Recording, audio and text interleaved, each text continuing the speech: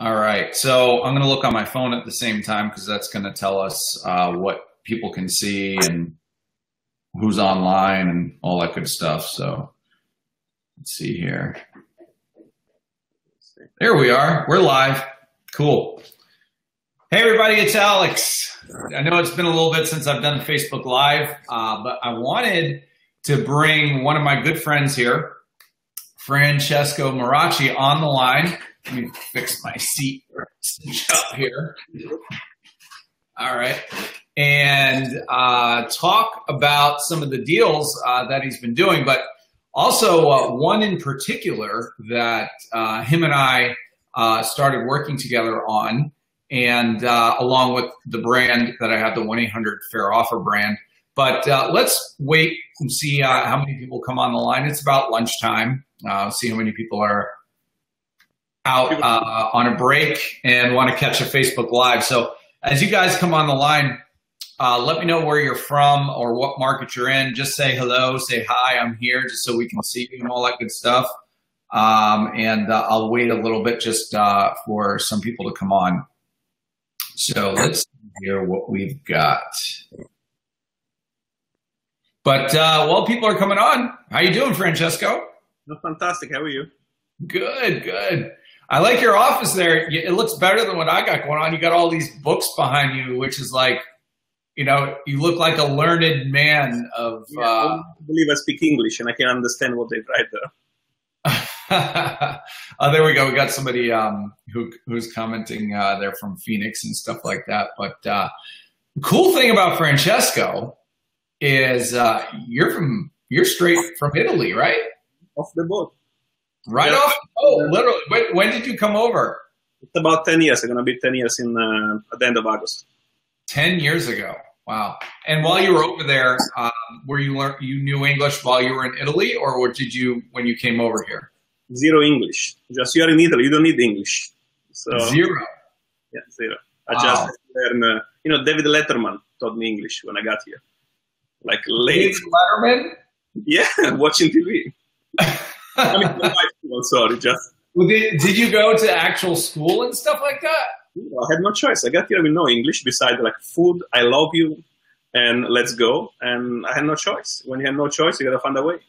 You didn't go to a school or any classes or anything. You just picked it up. Yeah, I had some basic English, from the school in Italy, but you really don't. Who study really? So I got here really pretty much with nothing. Wow. I had no choice. That's incredible. And look at you now. Well, so what are you doing right now in your business, by the way? I started wholesaling, a few years ago, and I mostly do now fix and flip. I have 10 houses, one just sold, 8 now. One I just sold, one it's under contract, going to sell at the end of the month. I have few, they're going to be ready in the next few weeks, and I'm buying another 5 in the next 45 days. So you were moving, you were rocking and rolling, which is awesome. But the one deal in particular that I wanted to talk about was one of the deals that you and I did. Yeah. Man, what year was that? Was that a couple of years ago now, right? I think 13. 15? 14. Or 13, 14. You had just become a part of the 1-800-FAIR-OFFER licensed brand. Yeah, my really first deal with 1-800-FAIR-OFFER, correct. Right. And we had a lead that came through to the system. I called you up and like, hey, man, we got this really good lead. Let's see what we can do with it, right? And you made, well, we won't talk about what you made just yet on it, but this is one of those things where I guess you would call it a wholesale deal, if you would. Because we bought the deal, we actually took the deal down. So I'll let you go ahead and explain exactly what happened. So when you got the lead, and then from what happened from there, and all that good stuff. So we got the deal through the system, and the gentleman lived, out of state. This was his house. He lived in his house for 40-something years until the the wife passed, and then he moved out of state, and some relative was, they were living there, and he was very upset. They weren't paying rent, they weren't taking care of the house. So what happened? He reached out to us. I went there.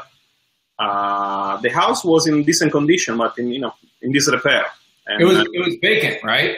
It was, yes. No, there were people who were living there. The tenants were still there. Moving. They were supposed to move in, but they were still living there. So okay.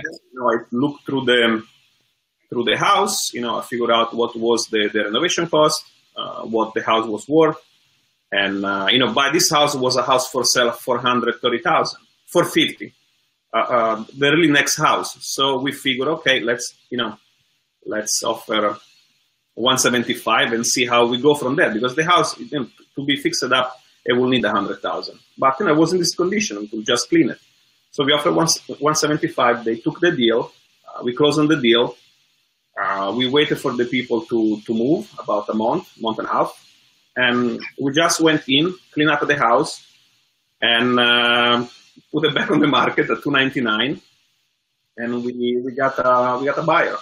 Yeah. Offered $305,000. And with the condition that we'll remove, it was an above ground oil tank, very common here in New Jersey. And we removed the tank. We switched the furnace to gas. We had to wait because it was during the winter time, so the gas company couldn't run the gas. And then we just changed everything. We closed, and the profit was very healthy profit. Yeah. I remember that. Because you were working with me on this when you got the lead. You called me up, and I followed up with you, and I was like, "Hey, what's going on with that lead? What's it looking like, and all that kind of stuff." And you were saying it was worth, over $300,000. You're getting it for $175,000, and I was just like, "Wow, that's amazing." What you and I did is we partnered up on that deal. I was able to get it funded, so we were able to take it off the market, right? So one thing I kind of refer a wholesale to, or refer to it as, is almost like a market interception, right? So if you got to think of it, if a property hits the MLS, what's going to happen to the price on that property? It's going to jump. It's going to go up, right? Correct. Now, if we are out there and we're able to intercept, right, boom, catch that deal before it hits the market, well, now we're putting ourselves in the driver's seat. So what we do is catch it, right, before it hits the market, and then we take the deal down and we put it on the open market, and now we're in the position to get the offers while they're driving up. Now, there's an advantage to this, and or to us definitely, but the seller as well, because the seller just wants the quick price. They want to be done. They want to be out, right? He was out of state. He just won the house out of his hand. He said, it's upsetting that the house is there, is in that condition. When I met him in New Jersey, because I said, okay, no, it's very easy. I'm going to sign you a contract. It's cash deal. We take the house as is. And you don't need to worry about anything. I just need to sign the contract. He came up from wherever he used to live, and he didn't even want to see the house. We met by the place in a restaurant. We had lunch, we talked, and he was very happy with the money that he got, and he went ahead with his life. Yeah, and the thing is with a wholesale, right? When we take it off the market, we are again putting ourselves in the position to make the most money on it. But a seller, you might say, well, why doesn't the seller just do that? Why doesn't the seller just put it on the market, right? But the seller wants to put it on, well, if they have the time and the capability and the resources to do that, then they could do that, but not all sellers do. So that's why us coming in and buying it and intercepting the market, like I'm saying, is the best for them, because a wholesale is not always 100% an as-is sale, right? We actually end up having to fix stuff up. Some minor stuff, correct, yeah, to make it mortgageable, because the house was in bad condition overall. And we had to change the furnace, remove the oil tank, do some minor repair. The bathroom had issues. So that's the thing that we had to fix. You provide a service pretty much. Yeah. just wanted out fast, and they want to, they wanted to forget about the house. So like, I've been there like 45 years. I'm so upset. I don't want to see. I want out. And we were able to come in. Obviously, we had the money to renovate the place in case we weren't able to sell it as is. But the people. Well, having the right funding in place is 100%. You have to have the funding capabilities to do that. And having a good person who's able to fund that for you, like a private lender, or if you have hard money, you could do it as well. But you've got to be able to do that, because part of wholetailing is the other aspect of the retail side of it. And when you have the retail, there are things we have to do in order to get them fixed, in order to be able to be financeable, if this is not going to be cash on the flip side, right? So, one thing I remember was, you remember the permitting on the deck and all that stuff around the house? And we were like, there's open permits on this thing. And you remember that? Yeah, I'm sure I remember. Yeah. I almost forgot. The deck, the corner need to be repaired because it was all the deck, the porch was falling down on the front. So we had to replace a beam. So it wasn't really an exact, wholesale. We didn't touch anything. We had to fix stuff. Well, now the wholesale includes sometimes fixing some stuff. It was minor renovation. Enough to get it to financeable status. And then a pipe froze, and we had ice from the third floor to down to the basement. Yeah, it was a little bit an adventure, but Right. Yeah. I remember our deal. I mean, when you called me up and you're like, man, the pipe broke and there's water and it's like an ice skating rink because it froze, right? And all that. And that was oh man, that was insane. Yeah. I didn't want to give you any bad news, but this is what happened. So, but in the end, it all worked out. So we bought it for $175, right? And what did we end up selling it for? We sold for $305. $305, right? And you have commissions and things like that comes out of that. But our check that you and I both walked away with, what was the amount on that? Over $100,000. Yeah. So was it worth going through the pipe breaking in the ice skating rink? Was it worth going through and worrying about the permitting on the deck? And was it worth all that stuff? Well, it was 6 months, not bad. Yeah, absolutely. So, great, yeah. Not a bad situation. You'd want to do 10 of those if you could in a year. Well, that's $1 million, right? So, yeah, that's awesome, man. And it was great to be able to work with you on that deal and to get you going in that process. I mean, so before you started working with me on that one, what were you kind of doing at that point? At that point, I was doing, wholesaling.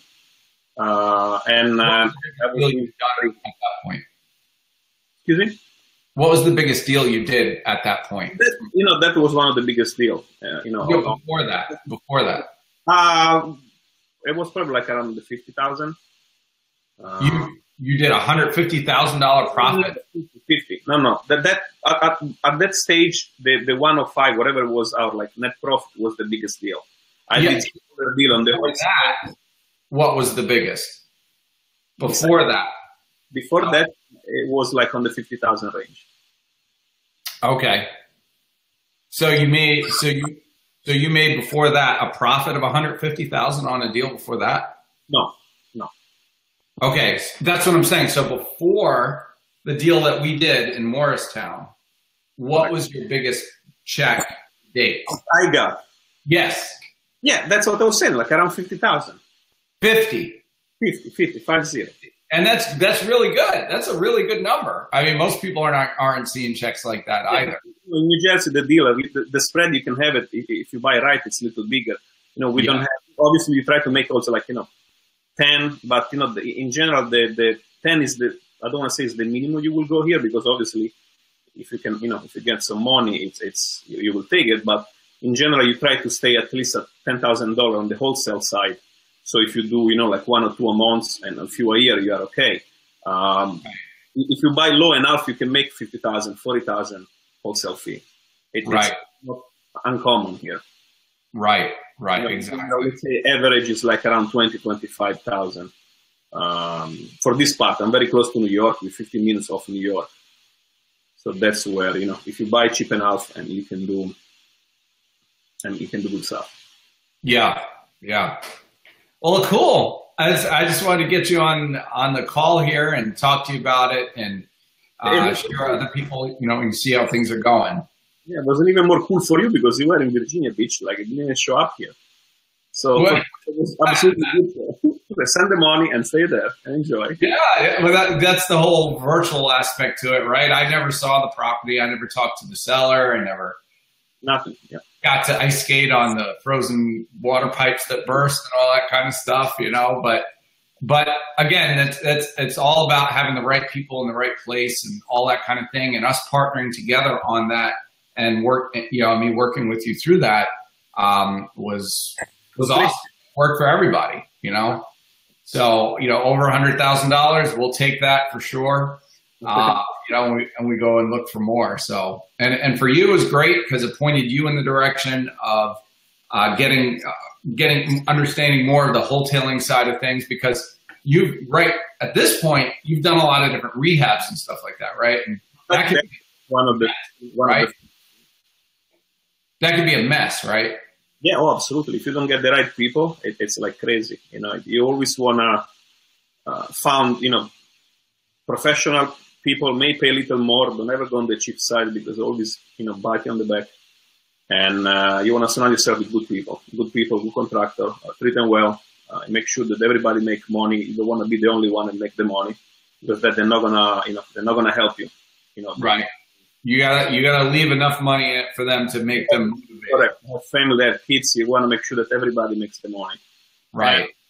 And then, you know, keep working, and never give up. So. Right. No, absolutely. That's so key.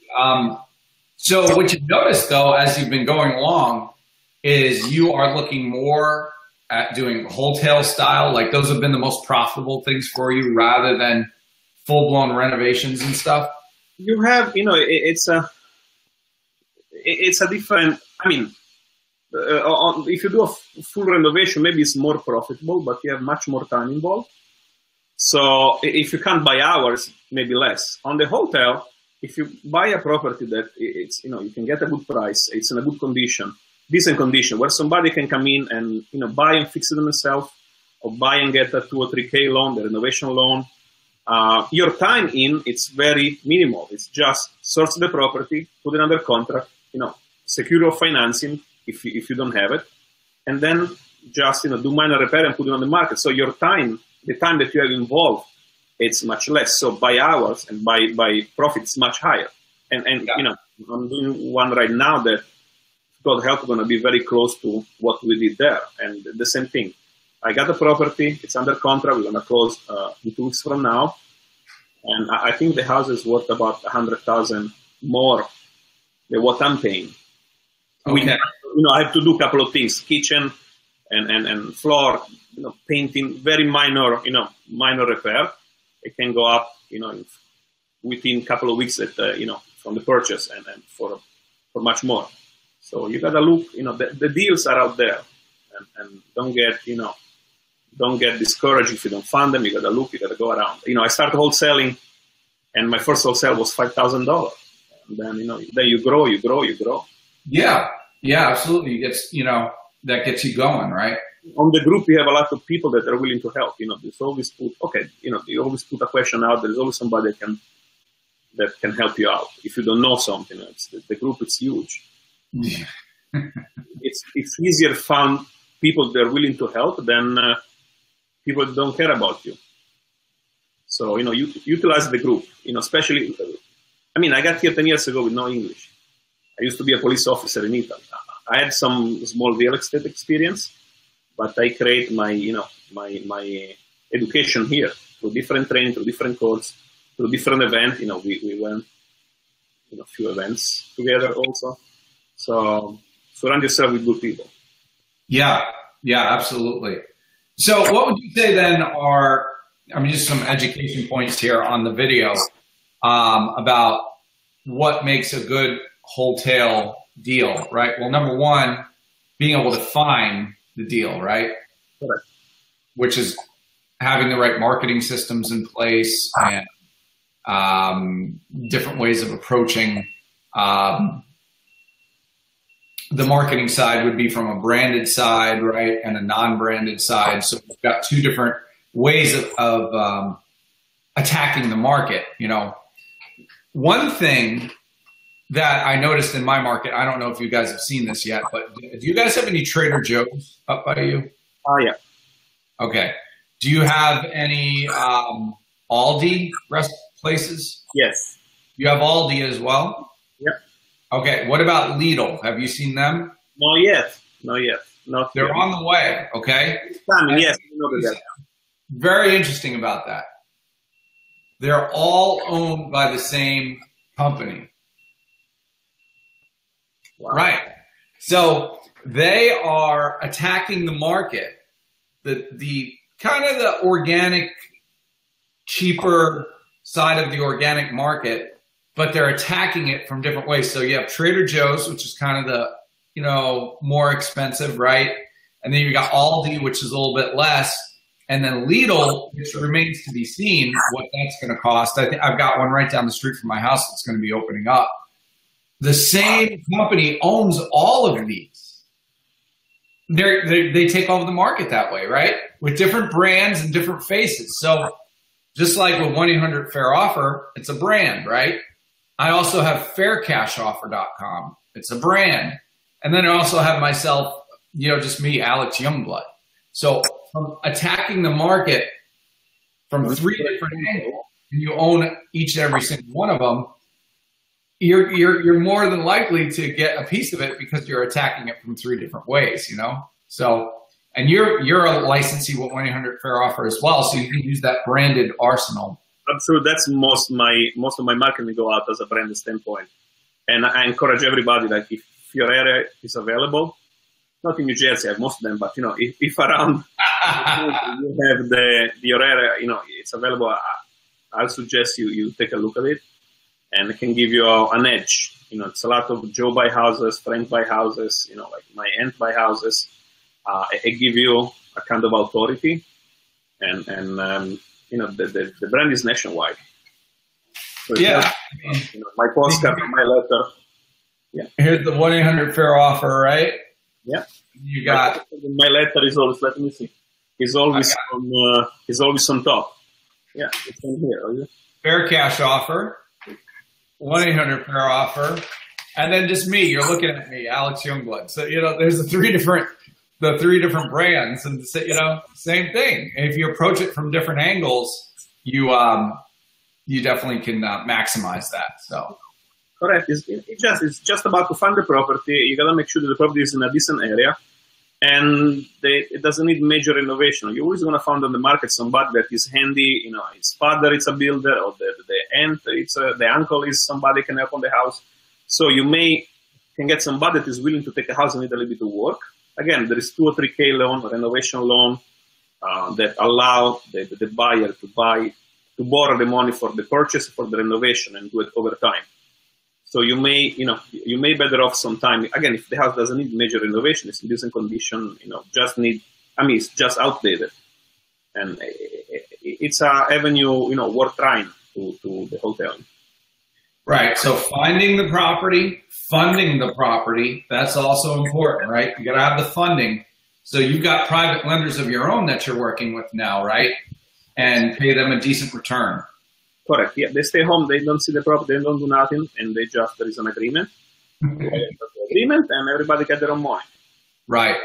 But it's hard money lender. You know, you're gonna adjust the strategy based on the area where you live, and you know, you can start with family and friend if you have them, or you can go, you know, to real estate meeting and partner up with other people. Okay, it's okay. I don't have money. I don't have this. I don't have that. The question is, how can I have money? How can I find a partner? How can I find a lender? It's just, you know, most of the problem that you have on the market, they are here. It's like the person don't believe they can do it. Yeah. Yeah, that's great advice, actually. I'm not smart. Really, I used to be a police officer. Switch the question, right? From I don't, or switch it from a statement to a question, right? Instead of, well, I don't have private money. Well, how can I find private money, right? Because if you just live in that, if you just live in that moment of negative energy of, oh, I can't do this, or I don't have the money, or I don't have this. Well, yeah, you're right, and you're going to stay there. But if you change it to, how can I get the money? How can I find those deals? Puts you in a lot better position. What's the action that I need to take in order to achieve what needs to be done? How can I find the right contractor? How can I find the right inspector? Just switch. It's just most of the problems between, 6 inches here. Yeah. You just got to ask the question. And that's awesome. That's awesome. I mean, that's really great advice. In fact, that's probably one of the better nuggets of this call here. So, so we got the finding of the property, the funding of the property. Condition. You might have some little repairs and stuff that you might have in there, but any basic basic contractor that can handle decent repairs, right, can do stuff like that. Yeah. Handyman, most of the time. Right. And then selling the property, right? So the cash out, basically we just list the property on the MLS, right? That's what we did. I mean, I'm an agent, so it was, again, I don't do many of the agent staff. I have somebody in my office taking care of everything, but I'm a licensed agent. Yeah. So from that standpoint, we just list the property and let everybody else come in, pay their commission, and everybody was happy. Right. So back to intercepting the market, right? So we find the property, we fund it, pull it off the market. We've now intercepted that property, and then we're going to do maybe some minor fix up. Sometimes we won't even do the fix up until a home inspector comes through there, right? And says, well, you need to fix this, and that, right? So, and then we simply sell it that way. So it's a very simple model, but it all still comes back to understanding marketing and understanding how to execute that, and then also having the right funding in place. So yeah, so hopefully everybody got something out of this, and it's awesome to see, that over that $100,000 deal that you made, which is awesome. Obviously, I'm happy about that because we partnered together on it, and we both made money on it, and my lender is happy too. So it worked for everybody all around. So I appreciate you coming on the line here. And it's awesome to see your success. Thank you. Thank you. All right. Take care. Good luck.